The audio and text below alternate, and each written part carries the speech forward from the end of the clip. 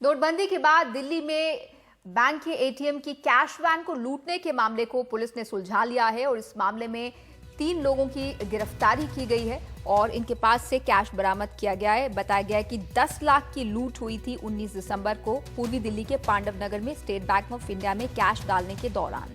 मुकेश सिंह सेंगर हैं हमारे संवाददाता। मुकेश, कैसे हुई ये गिरफ्तारी और कैसे रची गई थी ये साजिश, अगर आप कुछ प्रकाश डाल पाए। देखिए शारिक, 19 दिसंबर की सुबह एक कैश वैन थी जो कि पांडव नगर में एक स्टेट बैंक ऑफ इंडिया है उसके का जो एटीएम है वहां पर पैसे डालने गई थी। उसी वक्त जो है जो सीसीटीवी फुटेज सामने आया है उसमें साफ दिख रहा है कि एक शख्स आता है जो कि जिसने मफलर बांधा हुआ है और कैप पहनी हुई है।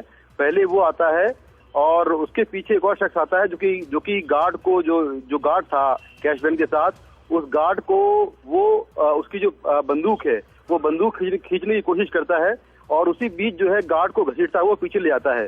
उसके बाद जो दूसरा शख्स है जिसने कैप और मफलर पहन रखा है वो जो है पैसों से भरा जो सूटकेस था वो लेकर भागता है और कई राउंड फायरिंग करता है जिससे आसपास के लोग डर जाते हैं और वहां पर भगदड़ मच जाती है। उसके बाद ये वहां से रुपए लूटकर भाग जाते हैं। हालांकि पुलिस ने शुरुआत में कहा था कि 5 लाख रुपए की लूट हुई है, लेकिन जब जांच आगे बढ़ी तो कैश वैन जो कंपनी थी उसने कहा कि 5 लाख रुपए नहीं थे, ये 10 लाख रुपए थे और 10 लाख रुपए की लूट हुई थी।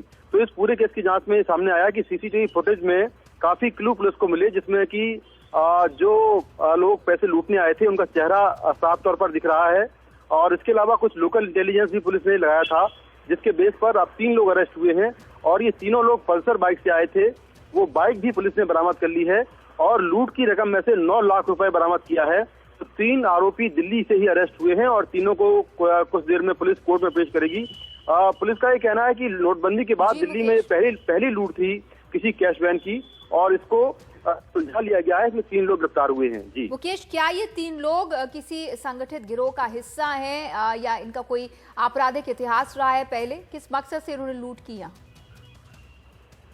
ठीक है, तीनों का जो है कोई गिरोह तो नहीं है, लेकिन इनका कुछ क्रिमिनल रिकॉर्ड है पुराना जिसमें कुछ लूट की वारदातें हैं और कुछ और वारदातें हैं।